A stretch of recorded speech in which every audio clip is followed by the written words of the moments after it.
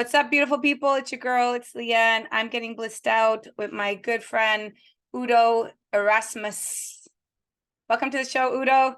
Hey, glad to be on. It's a good thing Yeah, to do Sunday. best thing to do on Sunday, and it's Heart-Based Community Podcast Series number 24. Been on a journey with developing this with spontaneity, with a deliverance of my dear friend Andrew Resmer from Conscious Living Radio, and it's inspired to bring out heart-based community projects. I was recently at Shine and Crystals Unite event. I've seen Udo speaking there, walking in the room, felt the topic, and was really, really motivated by his hunger to reach 8 billion people with his message. So I just want to be a part of making sure whatever I have to offer at this time and space, in my space, and whatever we can reach while we grow and nurture each other as a heart-based community, that we are reaching really beautiful messages. And I believe in his message. So I want as many people to hear about what's behind that message in the deeper parts of Udo's story.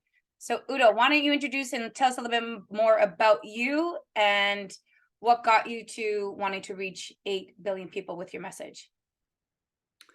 Well, I came out of the Second World War. I was 2 years old when the Second World War ended. We were fleeing out of Poland, and the communists were chasing us in tanks and trucks. And the Allies, the good guys, were shooting at us from planes. So they were using refugees as target practice. It was mostly mothers with young children in horse-drawn hay wagons on dirt roads with no military presence. And so we were caught in the crossfire, and it was very intense. I don't remember much other than not feeling safe, and not every day the truth changed. And my mother had 6 kids with her. They were 6 years and under. She went through the fields. It was winter, but the fields were safer than the roads. So she had to leave 4 kids behind. And I ended up in an orphanage, and eventually her sister went and fetched us from wherever we ended up. But it was very, very intense. And I just remember my childhood being very, very shy and internal. And I loved books because books were safe. And I didn't like people arguing. And when I was 6 years old and listening to arguments, I said, man, there must be a way that people can live in harmony. And I'm going to find out how. So that's been my mission since I was 6 years old. And that's kind of driven all the learning that I did in science and biosciences and psychology. And I took a year of medicine and then biochemistry and genetics, but all in the service of, man, there must be a way that people can live in harmony. And it's true. People can live in harmony because perfect, all-encompassing peace is centered in the core of every human being who is alive. And unconditional, empowering love is within every human being. In fact, that's what we are. We are, in our essence, life energy, which is unconditional, empowering love for every one of the body's 60 trillion cells. And that life weighs nothing and runs everything, runs the whole show via a program that life developed. It's called the genetic program. And somehow to get in touch with that love and to get in touch with that peace is really the most important thing that we can do in order to have quality in our lives. So powerful. What a powerful childhood. I'm sorry for that. I mean, Yeah. Wow. I mean, we all have our story, and Yeah. but I know the trauma that we're all facing in different amounts, and what the body has to go through in recognizing innocence and rediscovering innocence again when it's taken away. Right. So Right. No, it wasn't a good. I mean, it was intense when it happened. I didn't like it, but I look back now and I said, what a great gift that was, because that's what focused me very early in how bad things get when we don't deliberately cultivate the love and the peace and the inspired purpose that is within us. So it focused me very early on the importance of that. So now I look at it as what an incredible gift, because it really did direct my life, but in a good direction. So, Yeah, the so suffering turns into in love, and yeah, I agree. I feel like that's why we're great mirrors for each other. We're both wearing gray. Woot woot. I'm so, yeah, yeah, woo. Yeah, I love so I love synchronicity, and I love pointing it out because I'm one of those divine, feminine, aware beings. Like I'm like, I show up to a meeting even with Andrew Resmer, and we're both wearing the same color too. And I'm like, I just attract this type of thing. And I'm like, I love to acknowledge it. yeah, I call that fan belt grace. Oh, talk a little You know, bit about that. I love it. What is fan belt oh, grace? well, fan belt grace is, your car, your fan belt breaks, and you're putter to the side of the road, and you get out and you look at the damage, and you're miles from anywhere, and you go out, and then you walk around the car, and there's a fan belt lying on the side of the road. So Oh, you're able to go in and put the fan belt on and go on your merry way. We call that fan belt grace. Synchronicities are fan belt grace. mm, We call this is what I call it. I love it. Because what are the odds? I mean, what are the odds? If I you love think it. about it, what are the odds I of love it. your car stopping and then you with a broken fan belt and a fan belt showing up just where your car stopped? What are the odds? Love it. Synchronicities, right? I love it. And I love the mirroring effect that you bring reflectively on audience, as you're watching this, my self-discovery, even in hearing the words that we're going to continue to hear with Udo right now, and having my own suffering and then achieving that inner smile of bliss and Satchidananda and grace of God. It was just so good to see him say it in words and have this dream of his own. So continue to tell us about the 8 billion and how you want to reach them and Well, what is the message? okay, so between the First World War, which ended in 1918, and the Second World War, which began in 1939, there were 21 years. After the First World War, which most of Europe was involved in, they could have cultivated peace by learning how to bring their focus into the place in themselves where that peace is always present and cannot be unpresented. So they could have done that. And if they had done that, there would not have been a Second World War. Mm, But they didn't do that. So there was a Second World War. So now what is the take home from the Second World War? If you don't cultivate peace in peacetime when you have the ability to do so, mm, you will drift, and drift is always downhill, and you will always end up in some kind of gutter. And we are now, 70 years after the end of the Second World War, and we have not in the world cultivated peace, and we are drifting toward catastrophe. mm, That's why the message is important.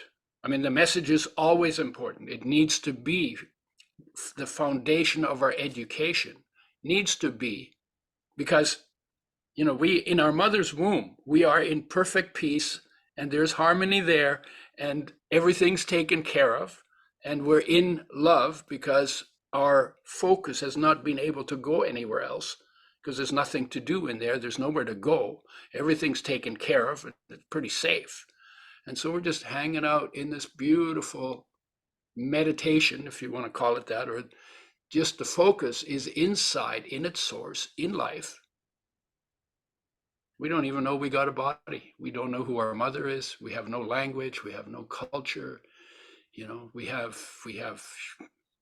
don't know what clothing is, right? So literally, so we're just floating around in deep meditation for the first 9 months of our life. And then we get pushed out into the world. And now we have to get to know the world, and our awareness, the focus of our awareness goes outside to monitor change, because we have to learn how to live in the world. We have to assess whenever something changes. Is this friend? Is this foe? Or is this irrelevant? And then on the basis of making that quick assessment, then we have to take action, either run or embrace or ignore. And in the process of getting to know the world, our focus of awareness goes from present inside, absent outside, to now becoming more and more present outside. and absent inside. And that disconnection is the beginning of heartache. And that heartache is like thirst for water or hunger for food. Thirst of the heart or heartache is for fulfillment or wholeness. And it's calling us to bring our focus back home. But we don't know that because nobody tells us. We think, oh, you got a heartache, that's because she dumped you. No, that triggered the heartache. But the heartache is the result of our natural, normal process of disconnecting from ourselves. And the peace that we want when we're in a war has always been inside. And the love that we want in a war has always been inside. And the inspiration that we want has always been inside. But we've become so busy on the outside that we don't look on the inside. That's kind of like, say, you have $1 million in your left pocket and you got lint in your right pocket, and you only look for the money in your right pocket. You say, oh, I'm a poor boy, right? Because you only find the money when you look where the money is. You only find the peace when you look where the peace is. The peace is already within you. It's within 8 billion people. If you're alive, peace is your foundation. And peace is the foundation of your life, but it's also the foundation of the entire universe. And no matter where you go, and so everything takes place in peace, including war. But when you do a war, you're not doing the war from a place of peace. You're doing the war from a thought in your head about enemies. I'm going to kill you. I'm going to kill you. And then in perfect peace, we can have a war. That's what we put into peace. Well, we could put peace into peace. That would be an option, because we do have that choice, because that peace is there to be put into the world. But we have to go to it in order to be able to express it into the world. So that's always homework. Always starts with homework. The homework is to come home. It's not really complicated. And it's not like we have to create anything. It's not like we have to figure anything out. We just have to bring the focus back inside. Out of our head into our body. Out of our head into this, out of our thoughts into the space that the body occupies. And in that space is energy that you can experience as peace, that you can experience as love, that you can see as light, that you can hear as sound, that you can feel, in your emptiness is love, right? You go deep enough into the emptiness, you discover that you're unconditionally loved by life, right? So it begins with homework. And who's doing the homework? How many people on the planet are doing the homework? I think in the certain amount of where exactly they should be based on these things they call destiny, they're in the perfect position of perfect timing, just like me and you have our perfect timing and our destinies. And I feel like it is up to our destinies, like you said, in finding your purpose and knowing your message is to bring it out, because vibrationally you're adding to a timeline where somebody will pick up a book, just like I picked up a book at a certain time in my life, and then boom, change, right?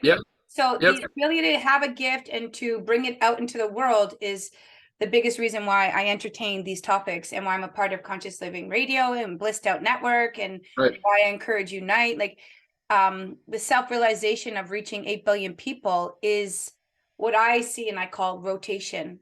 Because as we rotate, my Zen master had taught me this, as we rotate, we etch out the ego and we actually work together. And so that's what I'm here to make sure your message gets out, because I feel in divine reflection, I saw a part of me, and I saw the part of the unity that we are. Yeah. And, you talk about everything is the way it needs to be. Yeah. Including getting that message out to 8 billion people. Because most people have not heard that message. If you grow up in a ghetto and there's violence and there's drugs and there's guns and there's all kinds of stuff, you may end up absorbing that, and you may end up in jail. And the reason you end up in jail is because you never heard a different message. What if you heard a different message? Now, I know that there are some people doing work in prisons where these prisoners, some of them in there for life, have Mm, never heard the message of how incredible that peace is within them. They never felt it. They never heard about it. They never looked. And somebody comes with that message and they start to look and they say, oh my God, and their lives are transformed, even though they might never get out of jail. Because that peace, even in the most violent person and the most greedy person and the most crazy person, that peace is waiting to be discovered. How yeah. cool is that? How And then cool is falling into grace. And I think that's the whole cycle of maturity, right? Like we are it before we even have names. We are it before we take on these identities that we get from our parents or that we're getting from our society and the programming of where humans have culturally co-created a way to work. And they're constantly getting new ideas of how to work with this life and how to work with the next problem. And we're all shape-shifting constantly. But that inner grace and aspect of maturity falls upon us, I believe, I guess, because of that part of suffering. I do see that the opposites are there, unfortunately, in order to truly recognize the need for it. right? Right. And then, So, yeah, go ahead. so our disconnection from ourselves creates the heartache. The heartache is our driving force. We forget that the disconnection requires a reconnection by going inward. We forget, and it's not a cultural part of the education. It's not part of the education of any culture that I know, like consistently, right? So then we're going out in our driving force because hunger for food, right? This is like hunger for peace, right? And then we're trying to figure out how to create that on the outside because we've forgotten that we've already got it on the inside. Mm. And it's a joke. I mean, when I first realized that, I laughed and I was crying. I was laughing and crying. The tears were running down my cheek. I thought it was so funny that I was so studious and I was trying to figure everything out and I was trying to understand it on the outside. And the whole time I was doing this, and I'd been doing it by that time for like 20 years, 20 plus years. Mm. It struck me as really funny that everything I was trying to do on the outside was already on the inside. It just struck me as the biggest cosmic joke. What you search for, the peace you search for in the world is within you. And what if you could go within to experience it and have a life of peace in which you can, whatever it is, sing and dance and do what needs to be done and help where you can, because when you feel peace and when you feel loved, there's nothing, it's not about you anymore. This is my experience. When I feel that, it's not about me. It was always about me. I would take jobs. Oh, no, I'm not going to do that job because I don't see what's in it for me. And I didn't do things that needed to be done because I couldn't see how that would help me. Because that's how strong this drive is. But then when I learned to bring my awareness back home, my focus back home inside, I said, wow, I feel so good. I'm not missing anything. There's never, ever been anything missing in my life. I'm taken care of. It's not about me anymore. And then you say, okay, well, now what? If I feel cared for, now what? The only thing left to do is to help. Serve. Yeah. Right? To help, to serve, to do what needs to be done, and maybe to make the biggest splash for good that I can make in one human life in the time that I have. And then now it's simple. Purpose one is to feel whole, is to bring awareness back to wholeness. And once you feel whole, there's nothing left to do except help. Oh, you know what? If 8 billion people felt whole and were just there to help, yeah, they probably would not be making a war because that's not really helpful. Right? Then what would they do if that happened on the battlefield? They'd all put on their weapons and say, sorry, what the hell was I thinking? How can we help each other make our lives better for us and our kids and everybody. Right? Same thing. Because it's just as possible as it is to say, oh, yeah, I don't like you, so we're going to see how we can hurt you and how we can make your life miserable and how we can kill you and your kids. Yeah, and like genuinely showing up in each moment here and now with the awareness that we are a part of each other, even through our thoughts and desires, it's manifesting coming towards us. So if we're just listening twice as much as we're speaking, because we have 2 ears, that's like, it's so funny. All these old things that we hear is like, oh, you have 2 ears to hear just as much, to hear more than you speak, so that you can actually be a part of seeing the miracle in front of you. Yeah. Yeah, that's it. It's just because you're supposed to listen twice as often as you talk. Right? So you have 2 ears and one mouth. Yeah. So yeah, and there's just something about it. It's like, it's kind of like people say, oh, peace is not possible. Oh yeah, it is. People who say peace is not possible, they only say that because they're not experiencing peace. But while they're saying that, they're speaking from peace. They're just not looking from where they're speaking. Right? Because if the peace wasn't there, nothing would be possible. So they say, oh yeah, peace is not possible. Oh, it's in human nature to make war. No, that's a mental thing. That's a mental disease that people have. And they have the mental disease because they haven't heard or acted on the fact that peace is our foundation, that unconditional love is life's nature, and it has no project. Life has no project other than taking care of your body, your 60 trillion cells, your 100,000 chemical reactions that happen every second in every one of your cells. Unbelievable what's all going on. And life is taking care of all of it perfectly. Empowering unconditional love. And that's our nature, because we are not the body. It's like if I say to people, whose body is that? Oh, that's my body. Okay, if that's your body, you're not the body. You're the owner. My body. It's possession, right? It's my body. So I'm not the body. I'm the owner of the body. And if you say, okay, well then who is the owner? Who owns your body? Well, life owns your body. How do you know that? Because when life separates from the body, we call that death, right? When life, the energy, separates from the body's finished, right? And that energy comes from the sun, is filtered through 93 million miles of space, then it's filtered through the Earth's atmosphere, then it's filtered through plants. They absorb some of that sunlight, and that fraction that they absorb, they store in bonds between atoms, and those become our food. And when we eat them, the molecules are broken down into our cells, and when those bonds are broken, the solar energy is released, and now we call it life energy. So we are solar energy gadgets, every one of us, a solar energy gadget, right?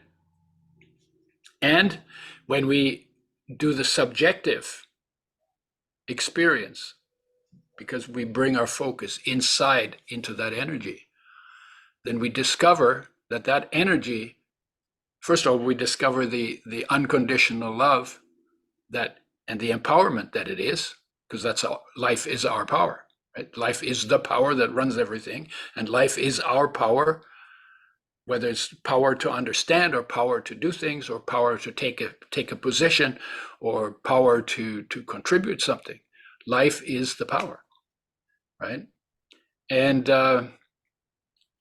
then when subjectively speaking, life is the master of the body, and all the masters through history, when they talked about mastery, that's what they were talking about. And they all said, what I have, you have. If you do what I do, which is still some kind of a practice where I sit down and do nothing and just get into being instead of doing, get out of doing into being, that is the beginning of the discovery of the master within me. And what you call that master, depends on where you live and what your culture is. but it could be Christ in one culture, and it could be Buddha in another culture, and it could be Krishna in another culture, and it could be Shiva, like you talk about, and it could be, and there's a ton of them, ton of people around. They called masters because they mastered the journey back to the heart, the journey back into life. And then they were teachers of human nature, and they went around and said, hey, by the way, that's within you too. What's within me is also within you. Are you interested in that? And of course, they were interested because they loved the energy that those people had, right? So if you're interested in it, I'll show you what I do, how I sit still, so that you can do your own practice and make your own discovery of the power that you see in me, the power that I am, because you are also that power. It's like, wow, what a cool thing. Now, how is that for something loving to bring to the world? And for Oh 8 my billion God. people. So I think that while we have a timeline on this, why don't we do, like, within the next 5 minutes, guide us through the practice that you do, because everything that we talk about needs a method, and offer a method, and where people Yeah. can reach out to you, and we can also create a group where people can come, because I feel to truly hear anybody is to dive within the practice. So maybe we can just talk about for the next 5 minutes, and then we'll have an ending to this opportunity to arrive right now, and we can always have more podcasts. But I think this will be a great start. Let's talk about the method that works for you. Okay, so the method, yeah, it's interesting that whenever you talk about being, being is not doing. Being begins when doing stops. So I say all of this that I say, and the next thing, the next question is, well, how do you do that? Right? So how do you do that? Tell me how to do that. So people want to do being. You can't do being. You got to undo your doing, and then you are already in being. And literally, what the way I look at it, and it's consistent, and it always works for me, but it takes practice, because we're really good at going out in our focus. We're really good at going out. And literally, I can look up at the wall, and I can look at the ceiling, and I can look at the floor, and I can take in the environment. So we're really, really good at moving our focus.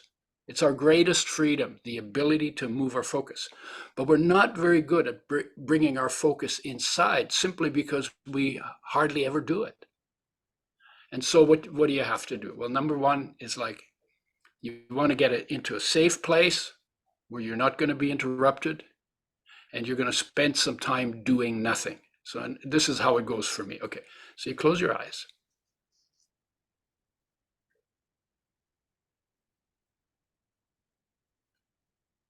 And then see how still you can become.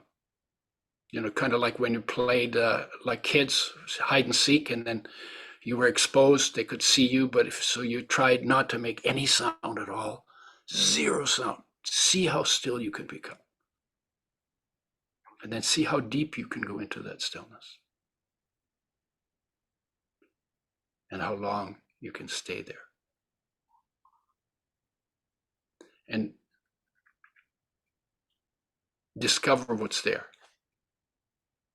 You might just feel quiet. Some people will say, oh, that's boring. That's a good sign, because notice the peace in the boredom. You might hear something, a sound. You might see light. You might just feel the emptiness.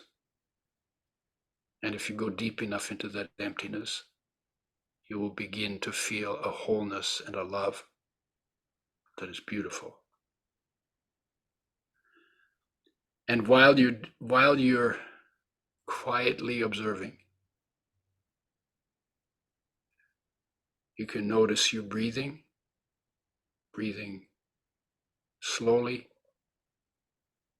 and quietly and lightly.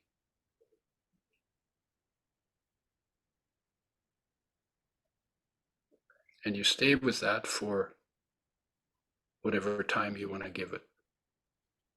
An hour, 2 hours, okay, 5 minutes. You know, when you start, I know when I started, I couldn't sit still for 5 minutes. Now I can sit still for a couple hours at a time. And in that place, that's where my richness is. That's where my fullness is. That's where my being resides. That's where divinity lives. That's where energy, the energy that keeps me alive, the solar energy that keeps me alive, the solar energy that is the master. Here it is, in that quiet, in that depth.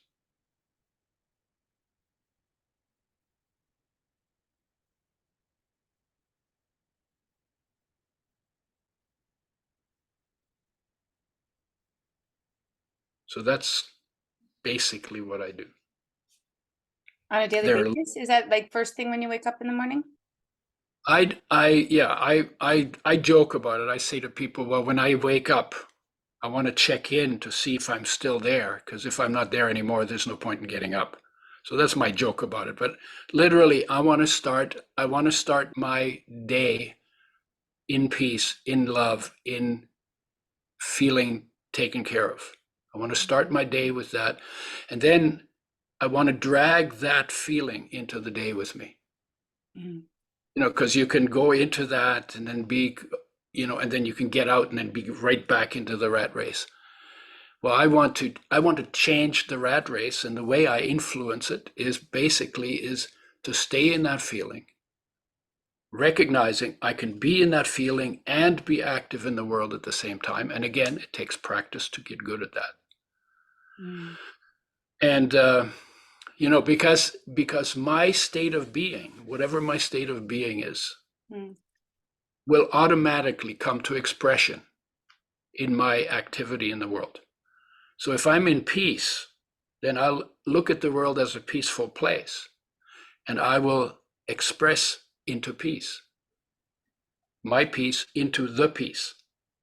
If I feel the love, that will come to expression, the love I feel into the world. Mm. But if I'm angry, then it's like I see enemies. And if my state of, it's actually an emotional state. If my state of emotions is anger, then I'll live into the world as though it had enemies, as though I had enemies. And even if there are no enemies, if I'm angry, I will create enemies. Mm-hmm. So that comes to expression. And if I'm afraid, then I see danger. And I'll see danger where there is no danger, because my mindset is it's dangerous. And then what I'll do is I'll hide and I'll sneak around and I'll try to, you know, not contribute maybe. And again, I will create a world full of danger out of my mindset, out of my emotional state of fear. So what kind of a world would it be nice to have a world that was filled with love and peace? The only way to get there is for me to go inside, become that love and peace, and let that be expressed automatically into the world. Mm. And that's why it's important to sit down and take the time to connect to that power within you, Mm. and then let it come to expression and drag it into the world with you and live into that. It's beautiful. And I'll be an influence in that direction. And I want to be as big an influence in that direction as it's possible to be. 8 billion people could feel what I'm feeling. And I feel like I'm the richest person I know. I have such a rich life. And the richness is in life, not in the bank. Not in the pocket that's got $1 million or the pocket that's got lint. I don't know. It's not that. Rich is essentially a feeling that we can embody. It's already within us. This was the same conversation I had yesterday with the conscious approach to what is really sexy. And Mhm. I was having a dialogue with God and a dialogue with receptivity. And, there are many aspects to how we identify what is sexy. And so Yeah, I was thinking throughout my life where I felt sexy and then what I identify sexy with based on what the world offered me. And yeah, then when I came to the real conclusion, like you did in all of the cycles of me through happiness and sadness, when I fell into the grace of God's hands, I found the real sexy. yep, And so that was my dialogue yesterday, reflecting what you're doing. And yeah, that's really what gives us purpose is um that's where all of the pain body or the overthinking body and the lack of acceptance just shed off you like the onion, and you are the full being of yeah, divinity. yep. I actually wrote a little book about that. It's called the book on total sexy health, the 8 key parts designed by nature. Mm, What I was trying to do, I called it sexy because sexy is a power word. mm, Actually, life should be the power word, but sexy is a power word. And everybody uses sexy to sell everything because it's a power word. And I wanted to use sexy, the power word, to sell people on their own magnificence. mm, Because sexy is not about sexual parts. Sexy is about full presence. It's about energized. It's about really being there. mm. That's sexy, right? Yeah. And then the model is that whenever you're out of line with any part of your own nature or your surroundings, then you lose part of your sexy. And when you get realigned, you get your sexy back. So that was the model I used. And take your It, sexy back, like any of the music that we hear out in the world and what we're identifying when we're looking at. We are down to about 30 seconds here. yeah, Audience, we have talked about so many beautiful things here. Next podcast will be on the sexy topics. I hope that you soak in what Udo had the ability to take you through in silence, because for me, methodologies are the way that we can take words into action. And then even though it's not doing, but that beingness in action is how we transform. So I want to thank you, Udo. We will leave links to whatever information you want. You can text me that in our next message that I can put with this podcast, but there's more to come. I'm going to invite Udo back again just so we get more into this sexy topic. I think it's going to be. Hi, friends. So that just has a quick end to our interview with Udo. It was an amazing talk. We will bring him back. I just want to make sure I record this at the end so that the connection got lost at the end, but everything's in place. I will post some links to his work on social media and his website. So good to be sharing heart-based community projects with people who are divinely going through it within and without, and our great masters to help us to continue to reflect and learn. It's your girl, Leanne. Get blissed out. Namaste.